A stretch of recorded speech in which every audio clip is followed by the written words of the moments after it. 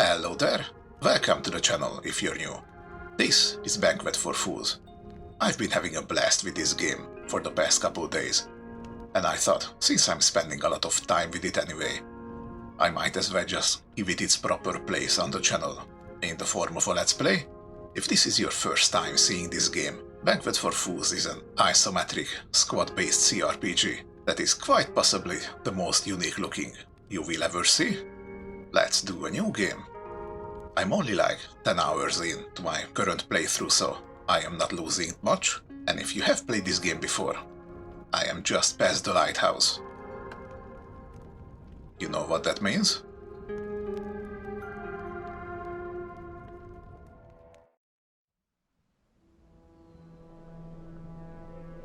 I usually skip intros, but not gonna skip this one, because this one's beautiful.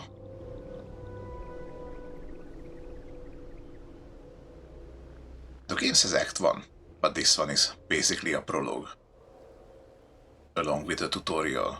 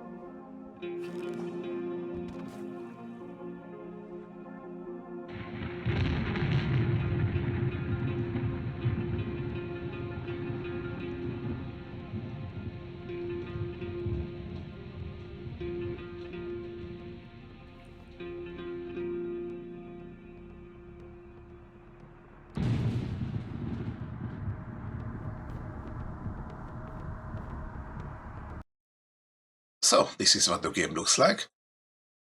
It has a almost claymation sort of style to it, but it is not in fact stop motion. We could skip this part, because I have already played it, but I think I'm going to replay it, just so you can see it for yourself. Don't worry about trying to figure out what's going on. I don't really understand it either. What you need to know right now is that we are this Birdman Paladin, and we are going to dispense justice.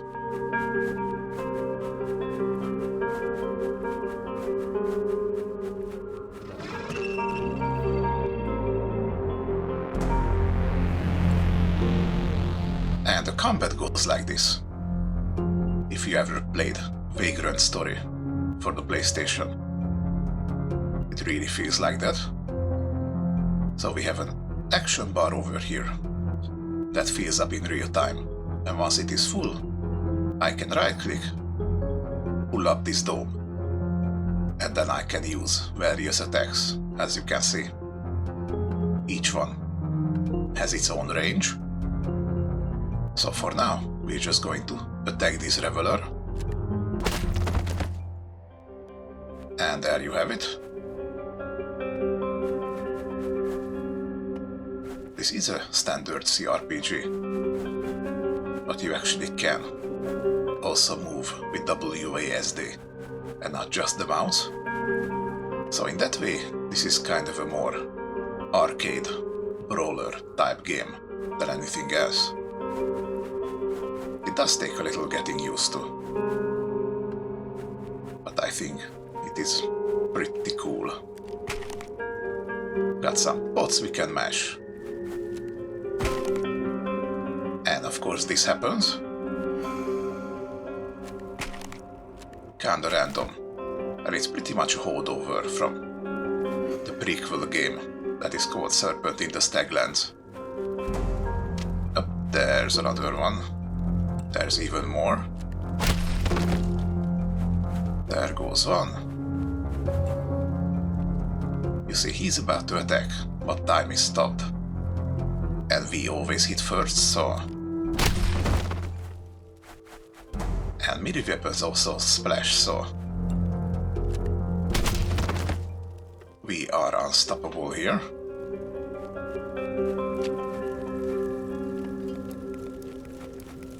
Let's pick up some wine. No need letting it go to waste.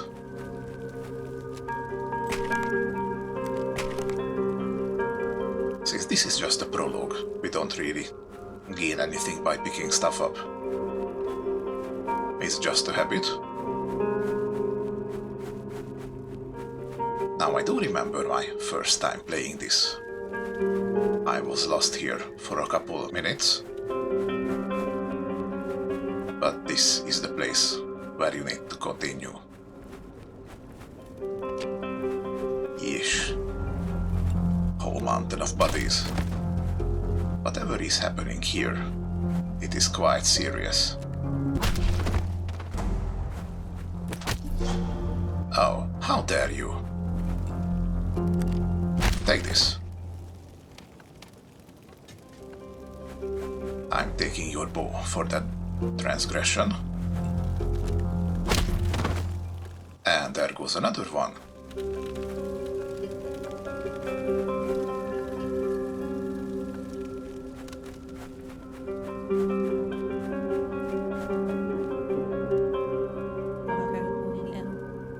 Hold! We are not spawn but friends. Priests of the goddess of spring, and the only survivors from our tent. Slay us not. Your eyes bear your innocence, but forgive me, I cannot linger. I must reach the castle. Then we will join you. Our lady was inside, and may yet be. Come, together we can stand against the spawn and reach the doors. I would be grateful for your aid. Follow my lead. And so, we gained some additional followers. We are actually seamlessly able to switch between them. And the AI for the companions is actually pretty nice. Oh, these ones are huddled up. Let's break them apart.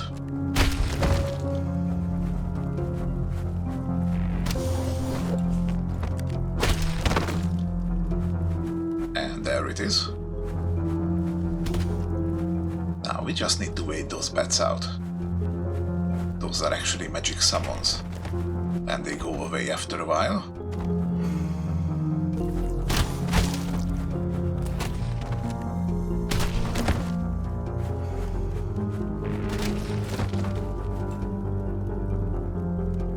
Okay, let's do a rally.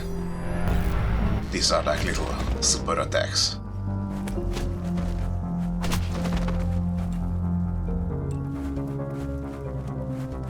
Anyone else around here?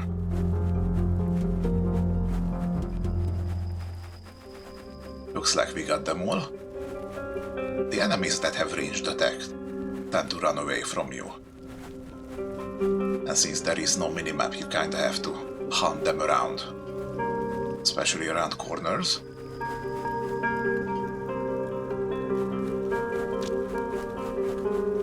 Yeah, everyone is dead. And I still don't understand really what happened here. There was some kind of corruption. I gathered that much. Or maybe even mind control of some sort. But who makes it and why? That is still a mystery.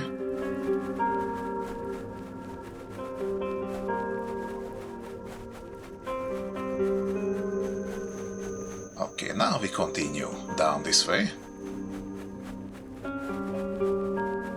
Still more bodies. It actually feels like more bodies than this place actually held. Must have been quite the celebration. Up. And you can see this swirly thing. That is magic.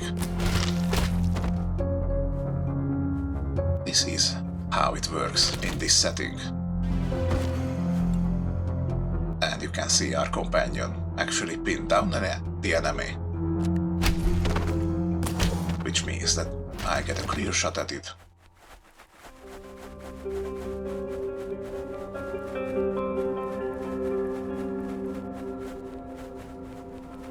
this one's a dock.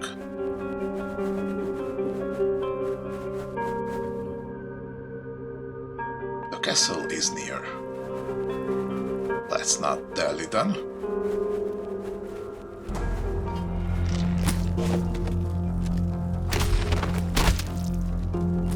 Usually you should identify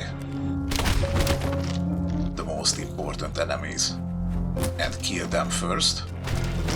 In our case, it's gonna be the High Priest and these spawns, because they are doing magic. You see that little shield symbol on the High Priest? That means he is armored, and we need to hit it pretty hard, usually with weapons that do armor piercing. To make sure we get rid of that. Because as long as the shield holds, they take very small damage.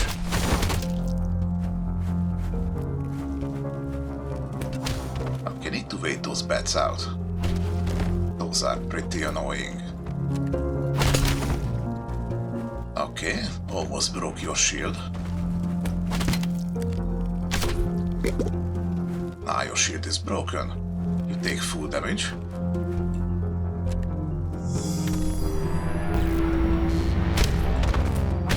There we go. These power attacks are quite something.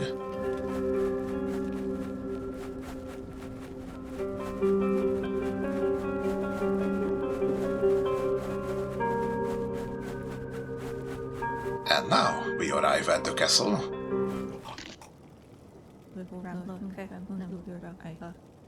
Asal, I'm sorry, you must leave us. We have failed you. We have failed Our Lady of Spring. I can resist his pull no longer. He is so strong and so near. Promise you will not leave us to this fate. Hunter, remember your vows. Let no pity stay your hand. On Quaniteva's honor, I swear it. Yep. Something is very wrong.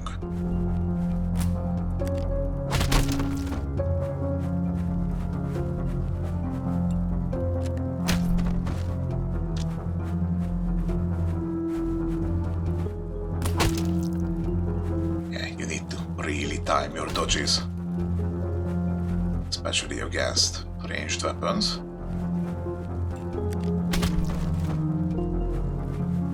That or you just stun lock them. That is always an option.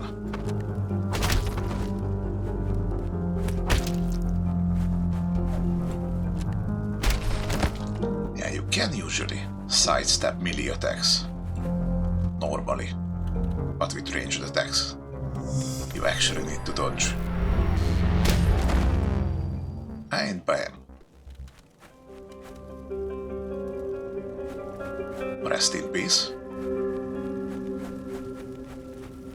Oh, and I got a little banged up. Let's drink some mulled wine.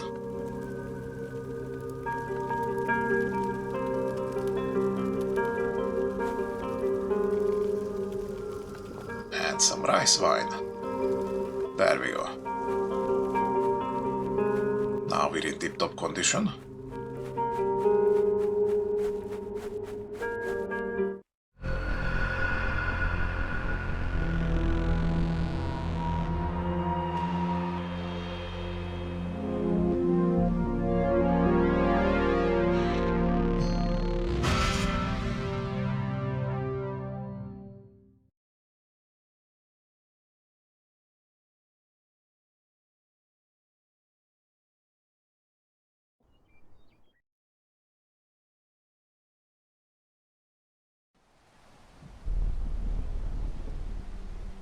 Yeah, so, all of that is not what our story is going to be about.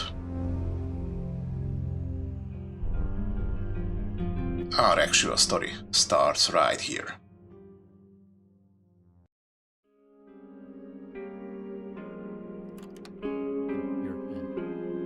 Hold your tongues and still your mead.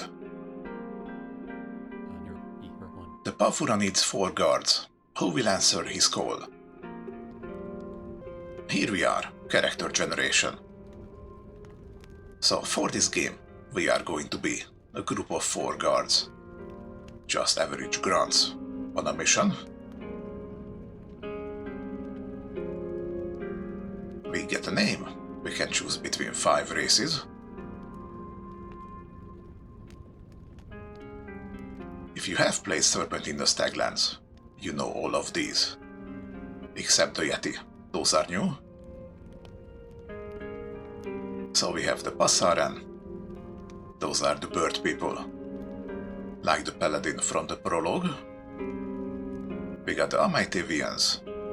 They're like elves that live in a foggy, swampy area.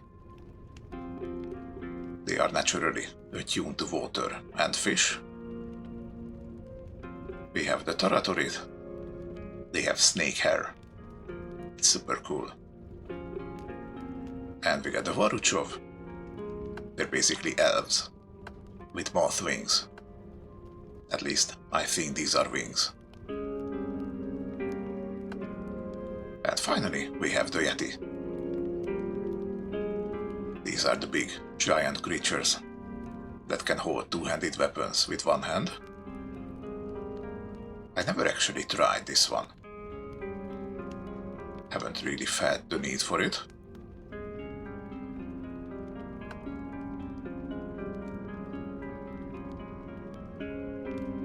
First, let's go with this guy over here. You don't really have much option with character generation, but you will find that it doesn't really matter. So we're just gonna pick whatever fits the vibe and go with that. Now, sex is a slider here, but watch what happens with my stats as I try to slide it. As you can see, you actually can play around with it and get just a couple more points in whatever stat you desire. Other than that, it also has an effect on your health, the speed at which your rally bar fills up. For some reason, your vision range and your weight, which I am pretty sure is completely inconsequential.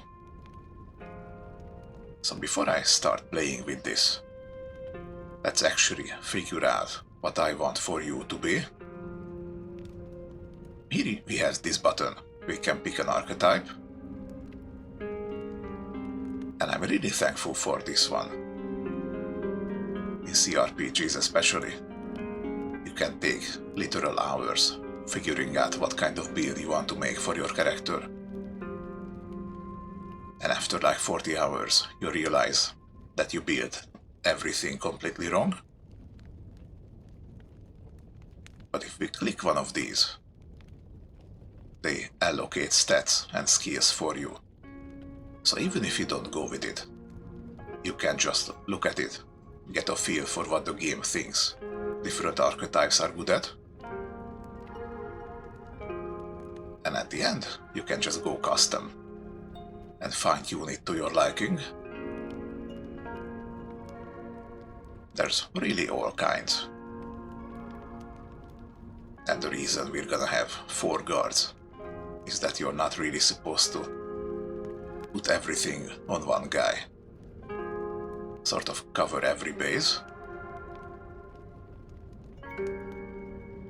So, what I like to do for the guy that is up front, that's usually the one I use for bartering, it's just easier. So ideally, you want to give them 1 weapon skill and 1 something else that complements it. We get 2 gold coins and 1 silver. With skills, the gold coin means 100 points and the silver is 50. So whatever you put it on is going to level very slowly but you will start as competent in it. And with stats, the gold one is 25. And the silver is 15. It's easier to put the stats at the end of it. First we pick the skills. We got short sword, long sword, scepter, whip, axe, pole, slings, bow, unarmed. Elixirs, these are like little explosive glass vials. Functionally the same as slings, but you can craft different elixirs that cause debuffs on top of dealing damage. And multi-hand, that's basically dual wielding. That is literally the only time you're gonna need this. We also got 3 kinds of magic: Fauna, Vine and Spore. We have Divine Intercessions. These take a special dedicated paladin type of character. Haven't really tried this one so far. We also have Binding.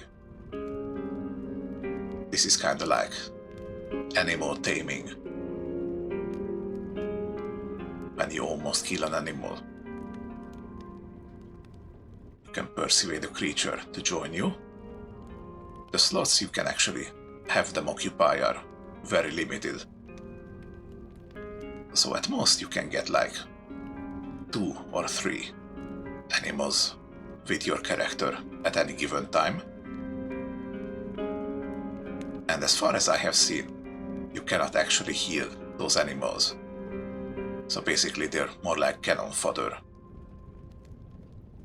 So they are actually good.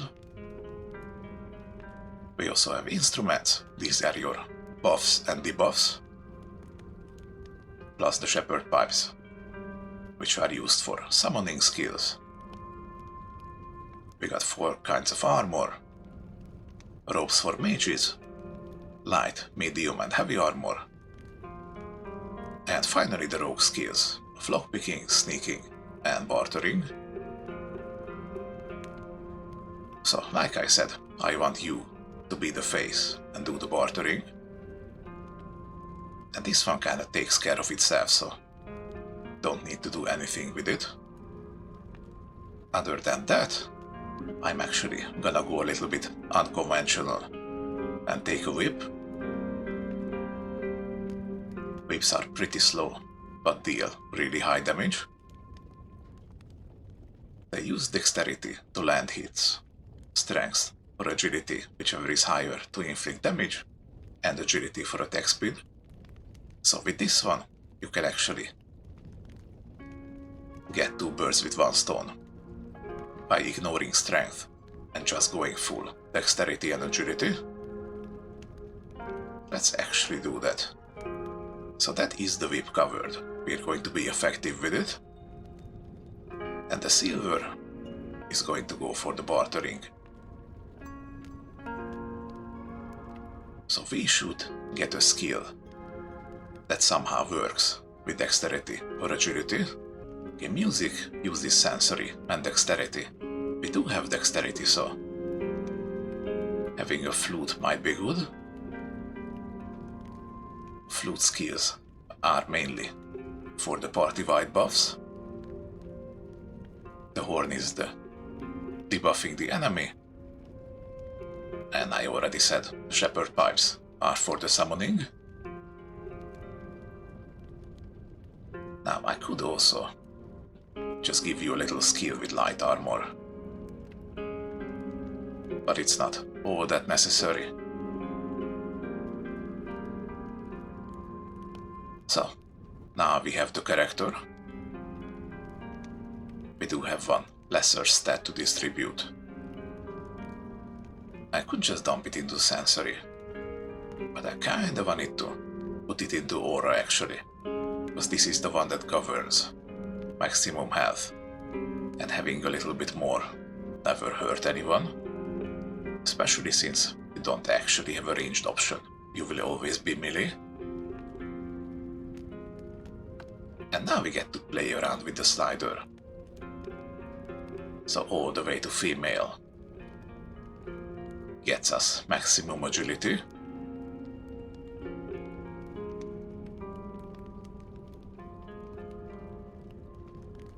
And going like this would give us a little more dexterity.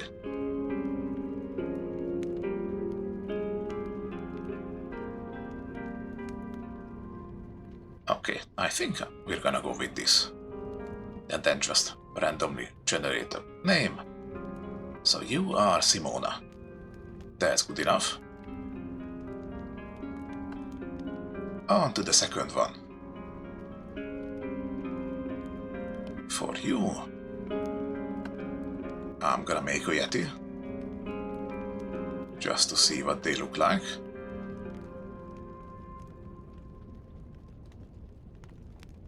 I like this one.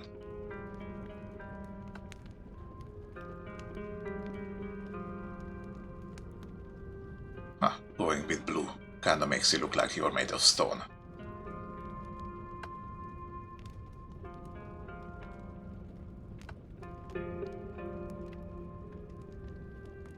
Okay, good enough. Now you, as a Yeti, are naturally big and strong. And as you can see, it's grayed out. They cannot actually use most of the weapons, because they are just too big. Well, I can always go unarmed. That would be funny. But I somehow feel like that is not quite the way to use your strength. How about I give you a scepter? Nice big two-handed bashing weapon. Those are always nice. And after that, obviously, I'm not gonna sneak around with you. Scepters use strength and agility, basically. I kinda wanna put the silver on the agility. I don't require too much attack speed out of you. You just need to be big and be at the front. That should be good enough. But one more thing that I actually want with you. Someone needs to have a vine skill. Because that has at least one spell that is used for traversing the map a little bit better. I learned that about 8 hours in. So I really want at least one person with this. And of course, this uses pagan. So you're gonna be like this. The vine spells are mostly for restraining. That is working very nicely with the melee. And so with the silver, let's just go with heavy. You're not gonna be able to dodge much. But you will have a nice tanky disposition. And you are Borka.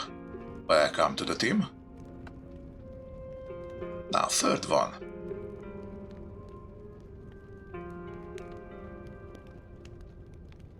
Let's make another Varuchov. I'm pretty sure at certain points having certain races in your party actually enables different dialogue options.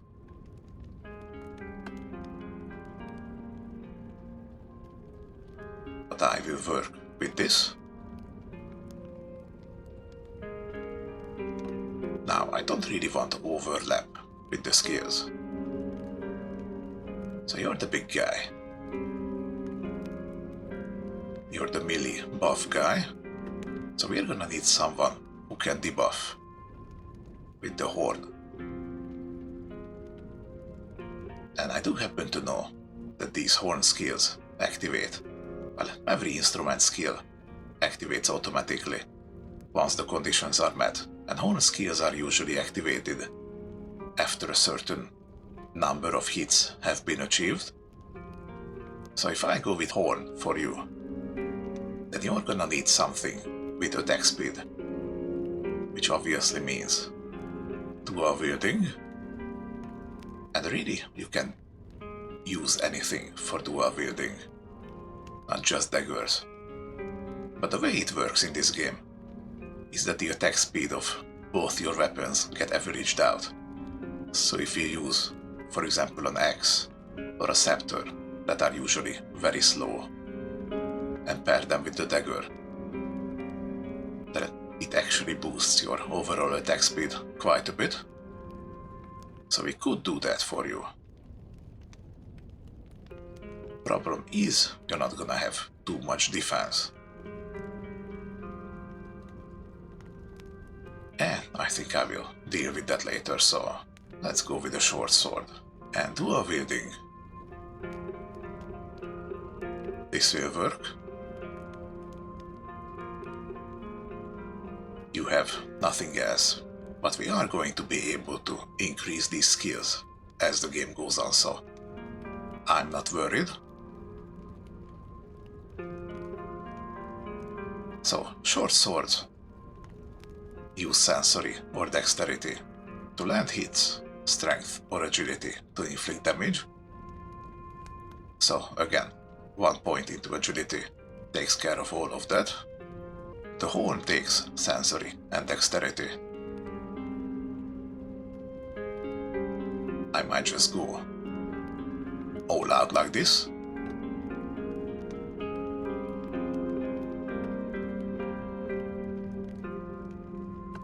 And finally, I kinda want someone who is more geared towards magic and lockpicking.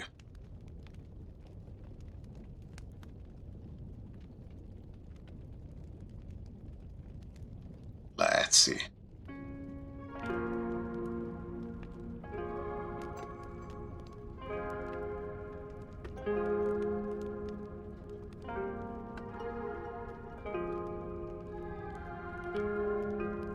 I'm going to give you a bow. Don't make me regret it. And get you with a shroom binding. There are a lot of mushroom-based enemies in the very early game. And then one for lockpicking.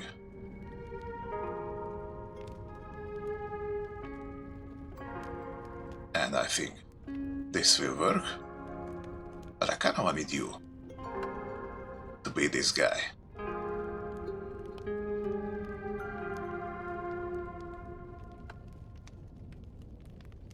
With a snake head like this one.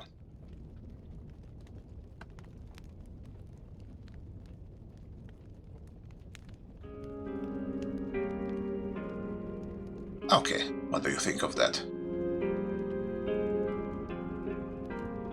Binding takes sensory, and bow also uses sensory, so there's that. Strength to inflict damage. I can do that. And after that, let's give you a little bit of paganism. Maybe get you on spore magic to pair with the shroom binding. You're gonna be our fungus wizard. Fee. Hello, Fee. And you don't have a name yet. What is your name? Angelica. Okay, that works. So now we have our motley crew of people.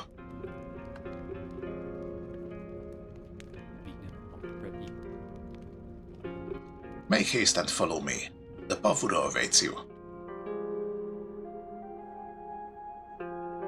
Ellie.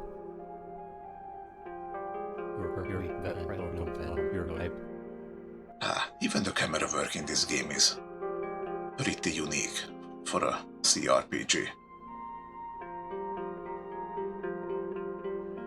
He is Erzipel Vilazure de Pavura, basically the lord of this place. Thank you, Mihal. It seems your call for volunteers has reaped a veritable bounty. You are new here, to Invimona, but your faces are familiar. You served at my family's estate in Minorev, in the guard, or my memory has failed me most shamefully. And we actually give answers as the different characters. It's pretty cool. Yes, my lord. We served there before asking leave to join your guard here in Invimona. Your steady presence at the gates of my childhood home is as fixed in my memory as its climbing towers and balustrades. I am the Pavura, of course.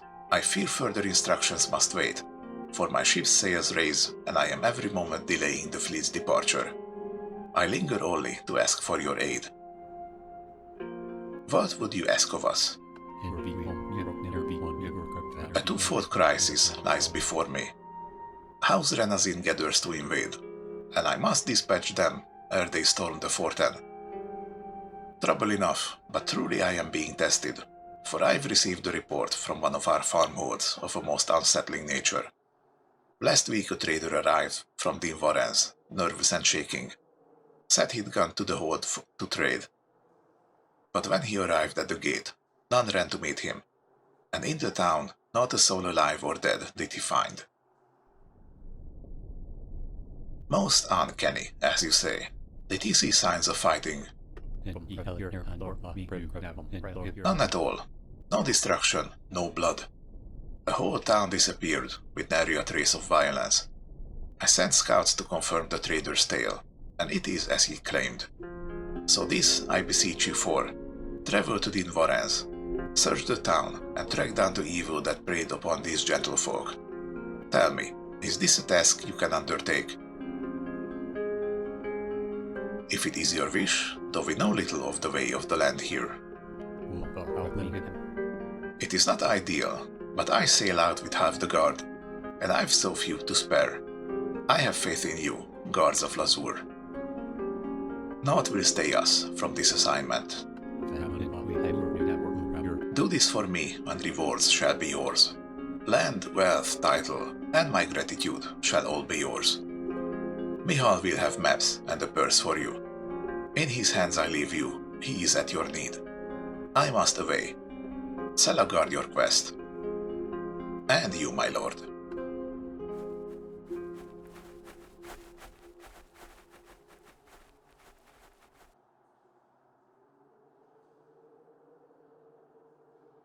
So, we have our mission.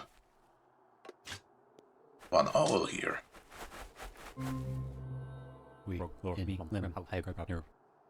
As the Pavura said, what aid I can give is yours. A boat will be wanted, I think. Land travel is safe enough to the Invarens, but should your investigations take you further, you'll travel faster by sea. Okay, and where is the Invarens? The farmhold lies straight east, along the southern pass. I've a map to give you to guide your journey. And where is our boat? Alas, every boat in the Forten was needed to ferry the Pavura and the army out to fight the Renazin. But there's a small sailboat still docked at the lighthouse north of here. 3 of your fellow guards have the safekeeping of it there. I'll give you a note to commandeer it, lest they think to persuade you their need is greater. It is not, I assure you. And where's the lighthouse? I already know that, but let's ask. You likely wish to head east to the town of Rosafir, that follow the road north. There's a path that heads north from the Forten gates as well, but as wilderness cleanup is not your task, I would not recommend it. Good advice, thank you. Now you might also notice that we have this little button here that says note. And that is because in this game you don't actually have a journal or a quest log or anything. You have to actually manually take note during conversations and then later open the notes and actually write detailed notes for yourself. Otherwise, you're gonna get hopelessly lost. Take it from me, I restarted this game at least 3 times because I forgot where I was going. So, good advice, thank you. I wish I had more to give, alas, but my powers are limited in the face of this mystery. A purse you'll have too, for the Pavura wish to see you well-stocked. The mercenary army descended on our stores like a swarm of locusts and left us with naught but a handful of arrows. But these emeralds should buy what we cannot give. Our thanks. The Pavura is very worried about the invaders. We know of naught on this island that might drag away a horde without violence. Wolves, imps, ghosts. There would have been signs of struggle. And Paturi would only want the children. Well, like the Pavura, I am pleased my corps of volunteers found you. I can tell his mind was eased a little when he recognized you. Return when you have somewhat to report. I will be here or in my study. We will not fail, House Lazur. So, there we have it. You see, everyone who has instruments starts with the songbook. This is where we keep our songs. The ones that don't already have it, we actually have to find an NPC that actually says these songbooks. Not everyone does so we're gonna have to be on the lookout. And we have our map. Look at this. This is the quality that we have to work with. As someone who has navigational problems, this game is killing me. But only in the best of sense. We have our orders. The 4 guards holding this order are granted the use of 1 boat and 1 burrow. It's kinda like a ship, basically an animal of burden, for a little bit of extra inventory space. Stationed at the time of this order at the Lazur Lighthouse. So we need to take this order to the lighthouse. And we have another map here. So the lighthouse is over there. And we are starting from over here. It's very much a childish map. I do wonder who actually drew it.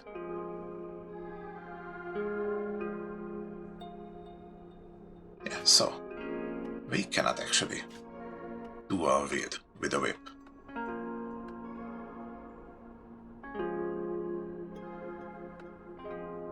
But I can give this one to you. So you can do a weird. That's gonna be great. Everyone also starts out with a couple hammers. Because the durability is going to drop pretty significantly. And the interesting thing about this game is that the condition of your weapon directly correlates to the maximum damage it can use. So if this all had 50 condition out of 100, that means it only deals half damage. So sometimes we do have to take a look at it and repair when necessary.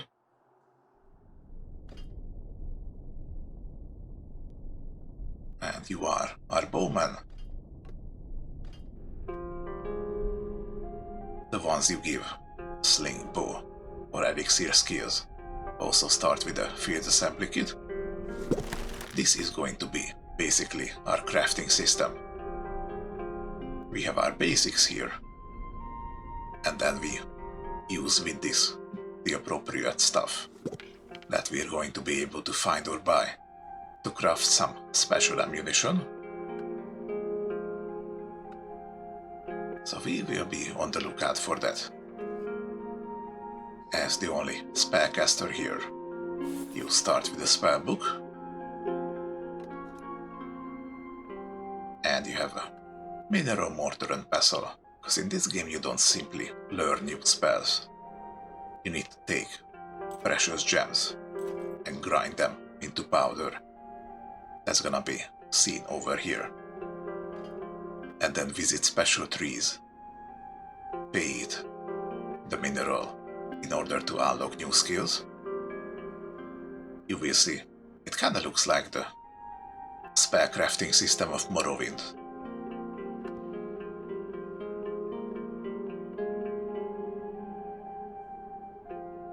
So, everyone is cool.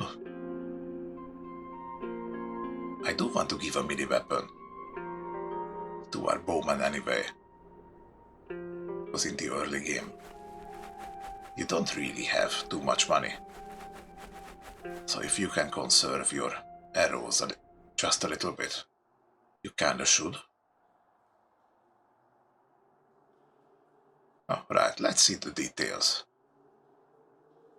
Because you have the flute, which has Invigorate, +6 to strength for 7 seconds, and it triggers automatically. So that is nice. There's also Rush. Action time reduced. Triggers every 4 dodges or evasions. So we need to play smart with you. I think we can do that. Let's get down here. This door leads to the outside, but we can get even deeper. And this is where I drop a save. We have the quartermaster here. We can talk with her in a minute and request to sleep for free in here.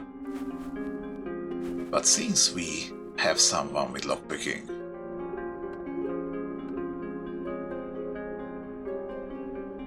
what we're gonna do here? Yeah, we got these chests. These are actually safe to open. You see the rectangle is white, so it's not owned technically. One guard headband and some arrows. That's okay, but you can see these rectangles are red. And it's also in the name that they are owned. So what I'm gonna do, I'm going to hit F for sneaking. That gives a couple seconds. Wow, less than a couple seconds. Hold on, let me take a look at it. You can see literally every stat in this game. Look at this. If you want to see the numbers, you can. Somewhere up here. Here we go, sneaking duration 1.6. Yours is 0.7. Yeah, because you don't really have agility. So you're literally gonna be a hide and grab kind of character. I can work with that. And it looks like we can only open 0.9 plus 6. So it's less than 7 versus 8. If your check fails by less than 1, you can roll a 1d5 for a lucky break. So we want to get to at least 7 in the lockpicking strength before we can get this. But everything below that is actually fair game. We just need to find them.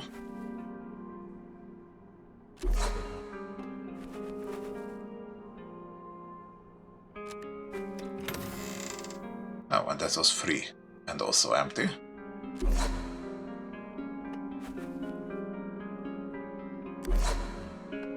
These are all 8s.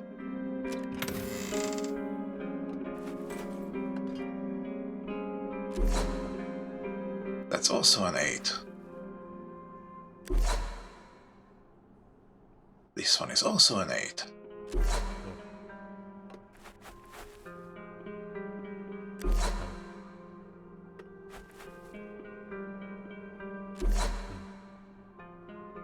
Okay, just a little more. And then we're gonna come back.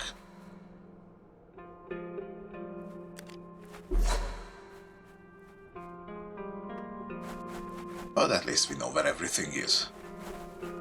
Also, you can pet the cat, and it actually gives you a buff. Plus 5 max health, and plus 0.5 to rally speed for 5 minutes. So, already game of the year. Petting your cat gives you a tangible buff. Now let's see about getting a bed. The barracks are quiet again, with the mercenaries decamped. Too quiet. I look every day for the headquartermaster's return. She went to Portadoon by the Cavern Road. Safe enough normally, but the Marshal has stopped wilderness patrols until the army returns, and the road will be overrun with beasts ere long. I see you've been given weapons and uniforms. Did you need somewhat else for me? We've not been assigned a cot yet.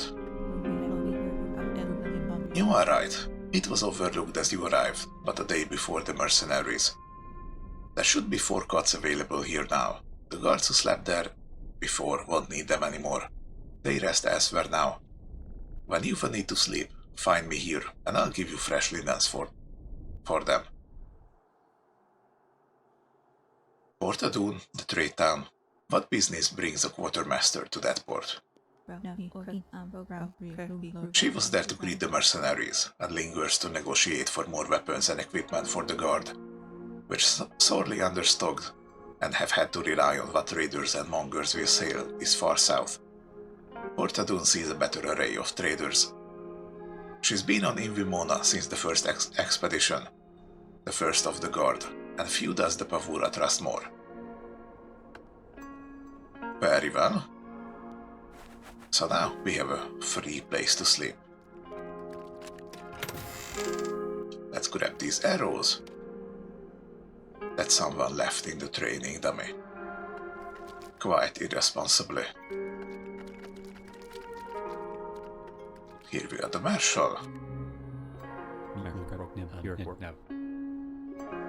How now, Simona Borka?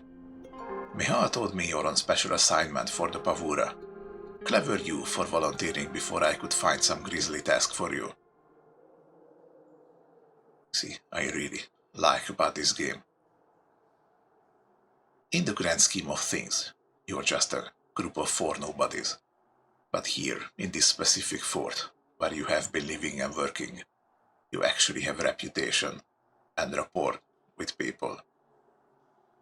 So now the Marshal actually addresses 2 of your guys by name, and you can choose who answers him. I think it's pretty cool. So now he accuses us of volunteering to get out of work. Well, we have served in one guard or another for many a season, and had a hunch. Ha, see that you use those wits outside these gates, eh? Or you'll be yearning for the tedium of night patrols. I like to pair new guards with a seasoned veteran when they first head out on assignment, but I have none to spare under wartime measures. No choice but to throw you in the deep end. I might not have volunteered, had I known that was so. All guards are needed now. Keep to the roads and stay together. Travel in daylight when possible. Michal gave you a purse, did he? That's to spend, not hoard. Amphoras, lanterns, arrows, they'll keep you alive. Well, one counterpoint to that is that a lot of animals are actually asleep during the night, so you actually can get the jump on them. Just a point. We don't normally allow this, but the Pavura's scribbler told me you are to have special privileges, so if you wish to replace a companion, talk to me. I can also help you retrain lessons with group fighting techniques if you need it. I'm not really sure what companion replacement is all about, given that technically none of your guys will stay dead. Maybe if you change your mind midway and want to try a different build. But other than that, I don't really know.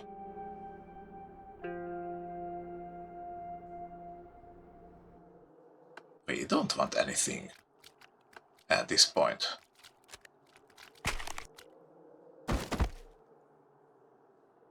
Sorry guys. But now that we are here, let's take a look at our techniques. We start with 3 tokens. Basically we get to choose 3 from these, which is going to be the basics of our combat tactics. And after that we're going to use XP to buy more nodes and unlock different abilities. Most of these are centered around teamwork, so we're gonna grab a couple of these. Obviously, the first we go with is Rally, because these ones actually take a little time to charge. But as you can see, and you have seen in the prologue, they do substantially more damage than a regular hit. So with this, we're getting more out of a single hit's worth of durability. We can also add some of our companions into a single attack. That should be good. We have charge. We run forward and knock away everything. That is very useful in certain situations, but it does cost stamina, which is also what you use for dodging and blocking. So right after a charge, you're kinda defenseless. We also have form up. This is basically your only way of directly telling your guys where to go. You set this up and they just stay there. This is good if maybe you have a sneaky type who wants to go solo, because other than this you can't actually break up the formation. We have dodge. Normally, instead of the dodge, you have a block, which only reduces damage a little bit. This is pretty nice, but you kinda need to have good reading of the battlefield to make perfect use of it. So instead, I'm gonna go with kick. Kick nearby enemies to inflict damage and knock them to the ground. And everything that is knocked down doesn't have evasion, so your other guys can hit it for more. So this is very good. And last but not least, we have pinning. Basically, grab a guy and enable all the others to pummel it. I really like that. So now that we have these 3 start abilities, we will be able to use the XP that we accumulate to get more. Or talk to the Marshal and reset it. Try again.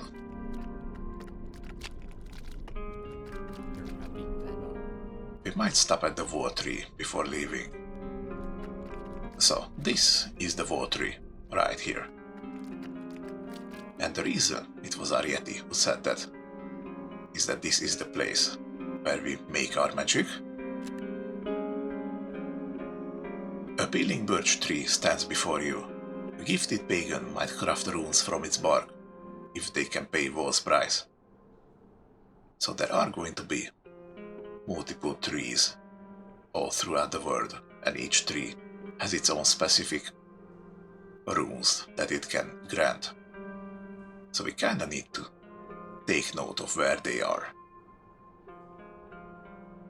Do you feel the power in this birch? Vol speaks here. We should tarry a moment to craft new spells.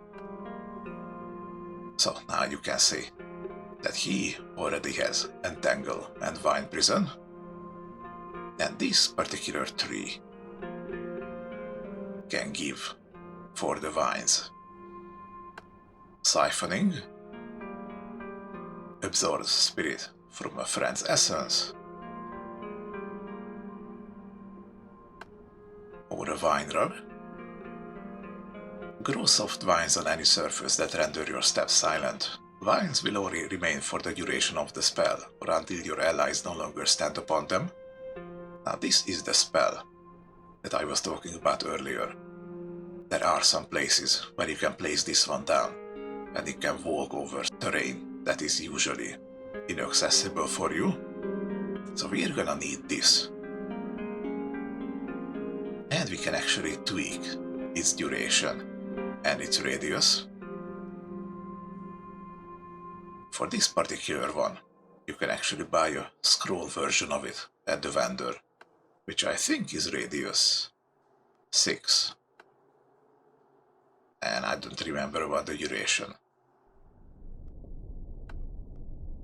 But that is a single use only. And I kinda want this to be on demand. And there's also Acorn Follower. We grow a fighter from an acorn. So that is one more body that we can toss at the enemies. There's also Vine Wall. Create a barrier of thick vines that block vision and movement. This one is kind of like a disengagement tool, really. Because if you start run away, then your guys are gonna follow you. And if you're far enough away, then you will fully disengage and not be in combat anymore, so putting up a vine wall behind you might just save your hide at some point. And that's about it for the vine effect that this tree can grant. But what I'm gonna do here is stand right in front of it, then open the map. We can actually use a pin.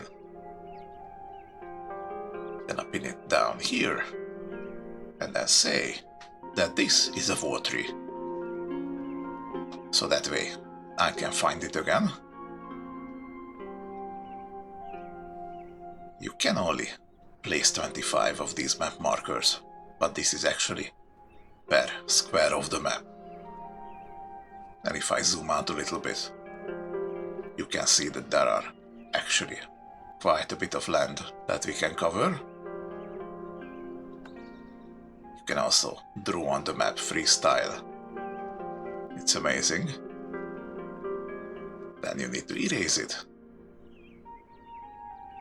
That is not as amazing. Now we are at 2 in the afternoon, so everyone is up and about. And this child is the forfeits keeper. Hear this, a new decree straight from our Lord Pavura. Banditry, grave robbing, and smugglery are forbidden on Invimona, and the purse for any guard that brings a live one in. The marshal says to knock them unconscious and return to report. He'll send a cart out to get them and ship them to Exile Island. Their name and crime will be marked on our forfeits board.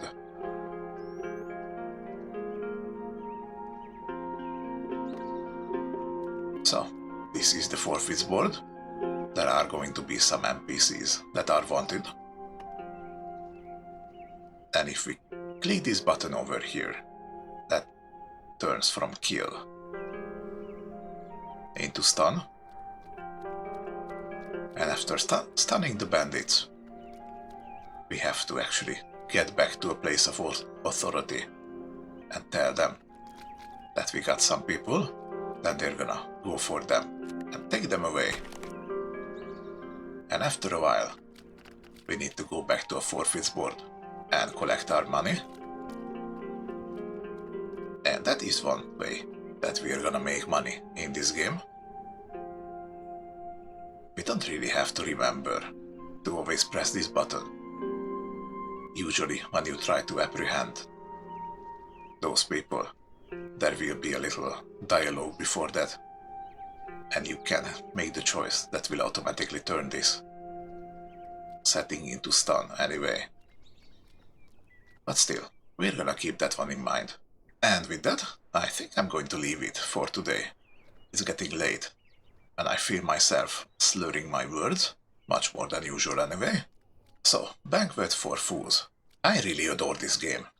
This might be the best CRPG that came out in the past couple years, But let me know what you think, whether you like this game or maybe the style puts you off. Do tell me in the comments. But if you like it, then please do give the video a like, it really helps me with the algorithm, and I shall see you with a new video the next time. Goodbye.